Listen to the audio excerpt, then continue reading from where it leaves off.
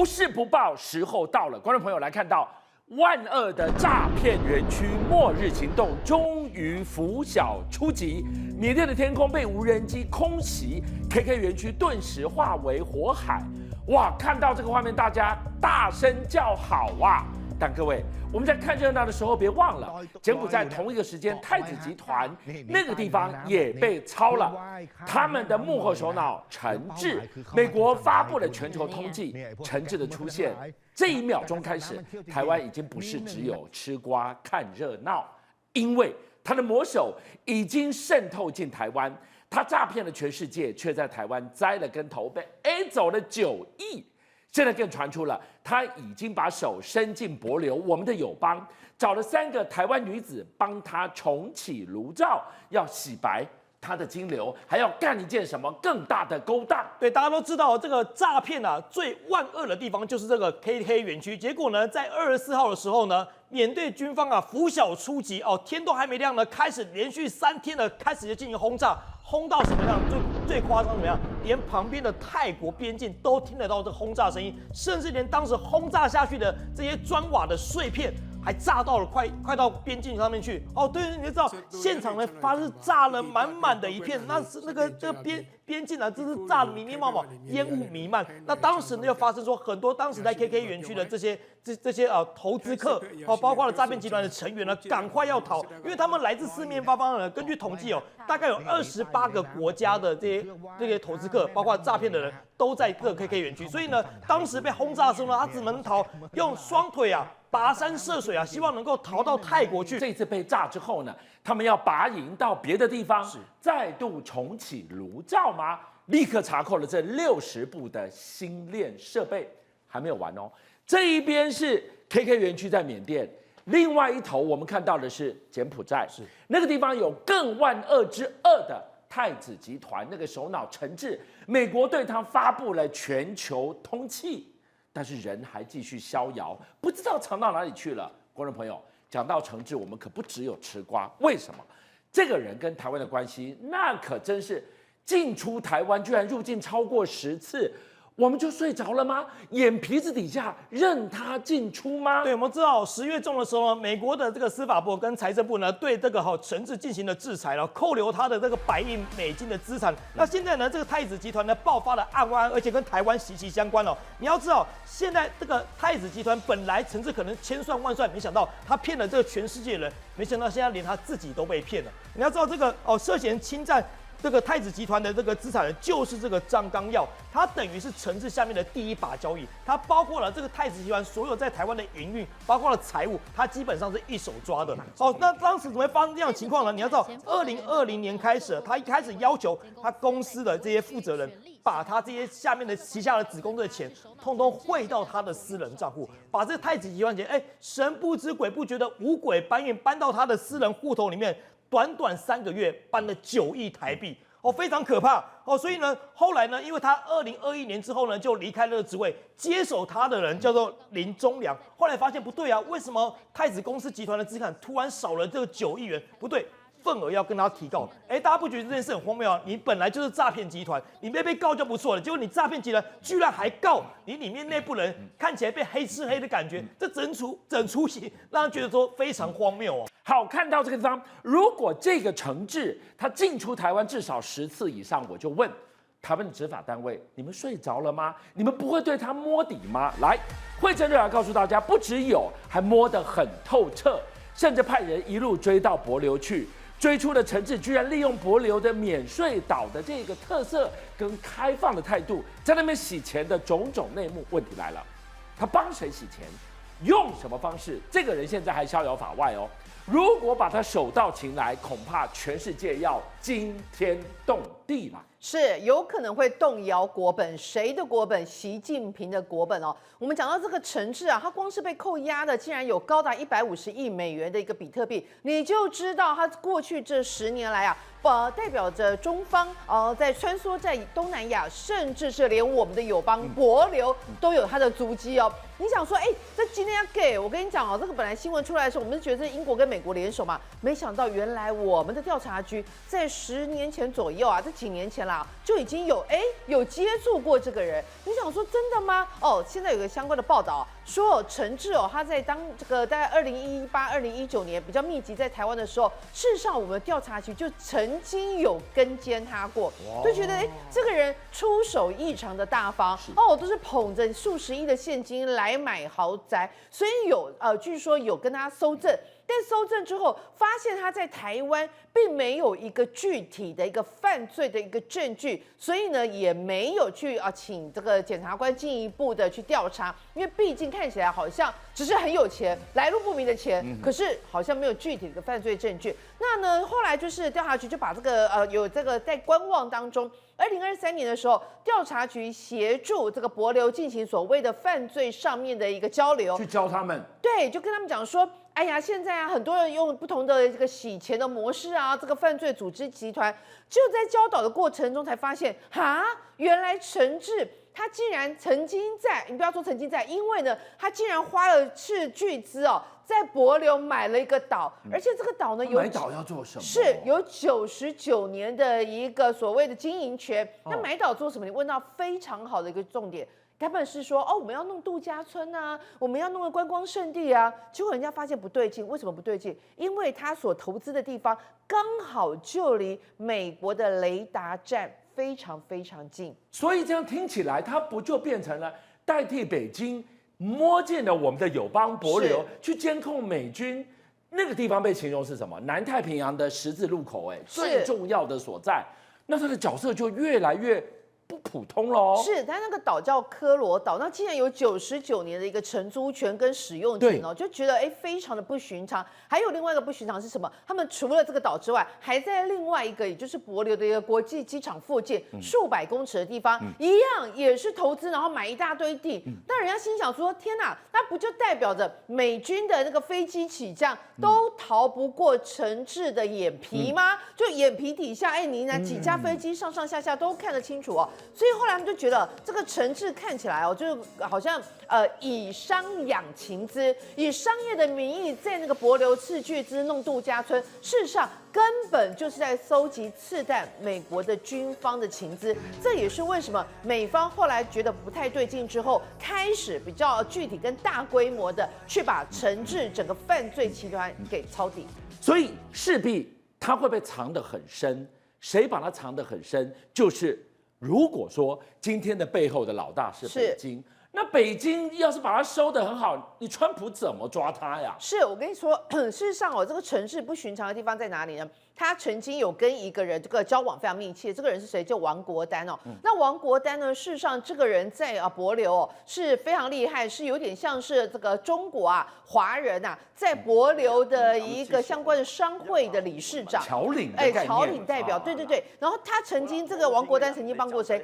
帮过我们都听过，看港剧都知道一个叫崩牙驹的，你就现在画面上看到这个博弈大亨是他曾经帮崩牙驹引荐去见到了谁呢？帛琉的前一任的总统，然后呢，见到了前一任总统呢，哇，就变成是瞬间就变成在帛琉，哇，达官显要都轮着要去见那个崩牙驹这个人那以国军呢，你知道他多厉害吗？他也进一步的把整个洪门的犯罪集团就生根在了帛琉，甚至你知道吗？他们在帛琉有成立一个叫做洪门经济特区，所以什么赌博啦，可能很多都在那边那后来他就甚至他们就说这一个王国丹还一直游说帛琉要跟台湾断交就还好我们没有让他那个计谋得逞。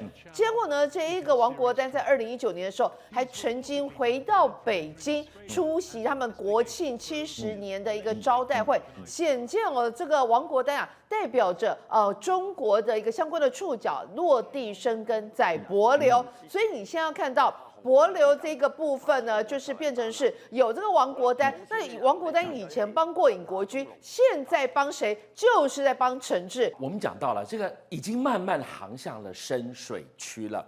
刚刚提到一个关键字，他摸进了帛琉要做什么？利用这边免税的这个开放的地方，在这里洗钱。我就问，他背后是谁？他帮谁洗钱呢？是陈志到底是谁？我们都知道是福建人。那福建人他的背后的那一个大老板，甚至他背后的真正的有权势的人是谁？现在被人家查出来是谁呢？竟然是现任的中共广东省的书记陈坤明的妻子。姐姐的小孩，换句话说，就是陈坤明的外甥就对了。那他这在干嘛呢？他原来啊，他专门在帮这个中共的福建帮啊，在进行相关的把钱洗到国外去。而其中福建帮是谁？习近平的姐姐。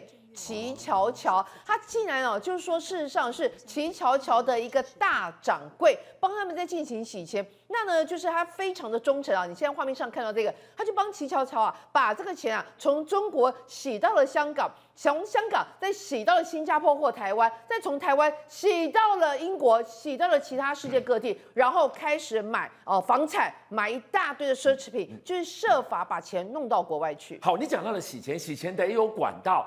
有管道，你还得有工具。现在居然传出了，连雪茄都可以被他玩得出神入化呀！我跟你讲，他说实在的，还蛮有一套的，你知道吗？因为我们都知道，就是雪茄，事实上之前全世界最大的一个古巴雪茄的代理商叫什么名字啊 ？Habanos。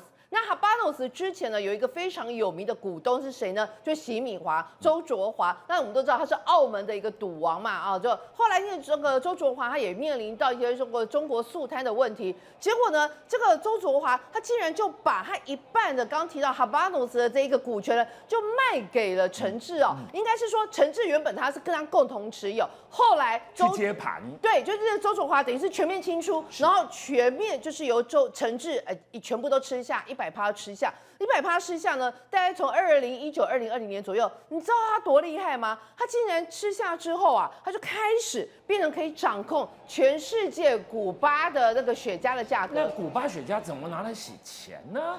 因为他竟然用便宜买之后，然后就用高价卖，高价买卖的过程当中，就又有非常多的钱，然后赚了非常多的钱之后，他就又把这个钱转到国外去，所以他们就想到说，他这个光是这个收购啊，这个高达100亿，这100亿的部分就已经有把100亿洗到国外去，然后他除此之外，还把本来原本只要5万块左右港币的一个雪茄，经过一个拍卖的方式，可以涨到10倍、20倍，甚至到50倍。所以任何人把50倍用50倍价去买他的雪茄，对，钱过去，你拿到一根再平凡不过的雪茄，对，钱就洗出去了。是，甚至他除了那个拍卖雪茄之外，甚至人家说他有投资艺术品。为什么投资艺术品？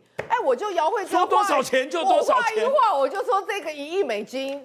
你给我1亿美金啊！事实上，我可能只拿个100万，真正其他钱就这样洗到国外去了。这一波的关税大战，当然也牵动了国内车市的霹雳火。可是放眼全天下，只有美系车款能够坐享关税红利啊！进口关税这么一降，你就看了，特斯拉台湾正式宣布降价 ，Model 3最多一口气降10万块。你要非美系车款怎么办？抡起袖子围攻它呀！所以你就看到了，除了纳智捷开第一枪降价强势之外，现在更大只的来了。和泰一口气砍了39万，直接下杀到128万，推出了目前堪称台湾进口车电动车界的最低价。今天佩瑜要来告诉我们这一场价格的殊死战，接下来会怎么打？好，没有错啊，俊强哥，现在大家都在等这个关税出炉嘛。我们经济部长也说了，其实确实有谈到这个关税要调降的部分，只是降多降少，会不会降到0%而已。那我们看到说这关税还没定案哦，特斯拉肯定是第一个受惠者嘛，美国品牌的，尤其啊，它其实在最近啊，已经做过好几波的操作。从8月的时候，我不是还跟俊强哥说过吗？从来没说过特斯拉的信竟然跟我说它要降价了，结果隔1个月又来一次啊，这次还是扩大降幅，说是第4季的这个大优惠 ，Model 3的这个指定车款降8到10万 ，Model Y 还有0.99%的这个超低利率。尤其现在不是还看到美国推出了这个超平价版，一台车竟然120万不到就能买到，这价格是砍了16到18万左右的幅度。未来如果导入台湾的话，那你说欧系车厂、日系车厂根本都不用玩了嘛，因为现在还没导入，数字就会说话了。所以佩瑜一开场，哇，抢棍！今天光是坐享关税红利，一根敲卡连去球，就像你讲的，过去高大上一毛不拔的特斯拉降一次不够，还扩大，再寄出第二封信告诉你说，我们第4季要扩大降价。哇，我现在不禁担心那些非美系的车系车款，我不是等着坐享被你挨打了吗？对啊，我们看到这个数字啊，你看9月份最新出炉的销售排名，特斯拉今年第3季跟第2季比哦，是爆量成长180%的数字。你放大到整个车市来看，它的挂牌数字竟然只输给我们在这个计程车常常做到啦 Toyota Corolla Cross 的这个国民神车，只输它而已，排名第2，所以可以说是非常好的成绩啦。那些非美系的车款怎么样谋自救呢？只能跟他拼了，价格砍下去了。所以我们看到纳智捷 N7嘛，它当初上市就说它是特斯拉杀手啊，结果人家现在降价，你能不降吗？特斯拉降10万，他说他一口气降到16万。那甚至 Toyota 的 BZ4X 更夸张啦，这昨天才刚办发表会上市，对，据说啊，在现场的人每个人都是下巴掉下来，因为他3年前这个新车刚上市，一台要167万，是，结果昨天公布一台竟然只要128万。哇，他砍了多少？砍了39万下来，那有降规吗？没有，反而配备还是更好的，续航力还更强。这台车，来，导播给我们看这个画面。我觉得昨天的那个新品新车发表，这台车3年前、3年后非但没涨，还降了差不多24%的这个幅度啊！这3年前买的车主可能都要哭了，因为续航力更好之外，它里面甚至还导入64色气氛灯，就是双 B 才有的这种超豪华的规格。所以等于说啊，你3年前、3年后买，价格直接差2成，差了快40万的这个幅度啊！所以纳智捷 N7 它开了第一枪之后。更大只的 Toyota 寄出了国内进口电动车的最甜、最便宜的价格，那个不是说什么先来后到，这是老大直接带头降，其他人能不跟吗？现在变成说啊，这整个可能都是一个大降价的氛围啦。尤其说啊，现在台湾的这个电动车市场竞争也是越来越激烈啊。我们看到2019年的时候，其实市占大概只有0.6%而已，可是到现在2025年，已经翻倍再翻倍，成长到了7.6%，明年就要挑战1成的这个幅度了。是。那一方面，除了说是车子越卖越便宜之外，也是因为现在选择越来越多了。现在市面上已经有50多款电动车可以选，而且下半年会有更多便宜的新车亮相。下半年呐，我们现在已经快年底了，然后到了明年2026，真的是好事连庄。来，今天帮我们点几款觉得非常杀的好吗？好，现在网络上讨论度最高的。鸿海的 Model B， 也就是这个纳智捷挂牌应该会叫 N5啦。这一台电动车啊，现在也被拍到了，因为它大家很夯是说啊，它一台大概只要80万左右，缩小版的特斯拉就是它。对，而且它已经是那个挂牌版本的上路了，大家很期待说，会不会第4季马上就可以买到呢？因为做的也是真的是还蛮精致的，80万到手。对，现在预估的价格应该会落在这个级距啦，比较有竞争力。那除了这个纳智捷之外呢，其实这一台车我也还蛮喜欢的，这是现代的这个 Inster，讲 Inster 大家可能比较不知道，但是如果讲它是这个啦啦队女神李多惠爱车的电动版，大家可能多少就有一点印象了啦。这台车呢，它其实设计其实我也还蛮喜欢，就是方方正正小小的，尤其女生来开很适合。对，都会代步啊，台北车这么多，停车位又难找，这个车道又小，其实开这个就很方便。那现在预估这一台啦，价格应该也是会压在这个100万以内的级距。是。那由于因为它车子小，所以呢，应该也会成为台湾有史以来最便宜的一台电动车。所以我们讲到刚刚那一款大只的，就是那个和泰昨天发布的127万，到目前为止当然是进口电动车最便宜的，会被它打破纪录哦。对，它直接压到100万内，直接跟纳智捷拼了。佩瑜，我问你哦，就是说现在从美国今年4月开始，美国关税开始发酵之后，所有的车市大家就是闻到了不太妙了，因为你们想买车的都在等啊，你们手都已经离手了，等，会不会等到更便宜？所以现在全台今年2025的车子的销售，陷入了40万辆的保卫战。我就问，当新车都在等的话，那接下来中古车岂不是惨还要更惨了吗？好，没有错，军长跟我们看到说，其实今年前9月车子真的卖很惨不到30万辆。你说剩下3个月要突破40万辆的这个目标门槛啊，我觉得是非常难啦。因为现在好多车商据我们了解，都还在清库存、销库存当中，还有好多旧的车款，通通都卖不掉。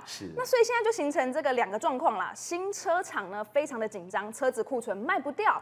中古车商怎么办呢？压力更大，现在恐怕还要爆发这个一波接着一波的倒闭潮了。那我问你哦，就是说现在新车都已经杀到见骨呢，我一样车子我更划算的 CP 值，我当然去买新车啊。那中古车现在就变成了一个比较乏人问津的情况，关注的眼光进不到这一块。可是其实它过去是非常生猛，商机也极大的。那2025这一年它有多惨？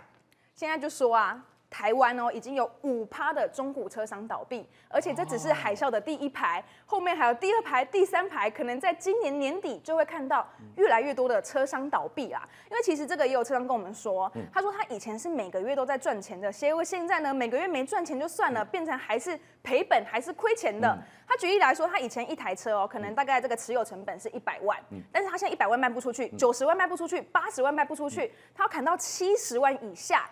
才有人愿意买，那他卖1台就是赔30万，10台就是300万，30台就是赔了快要1000万。这个你刚刚讲5%倒闭，我还不太进入这个状况。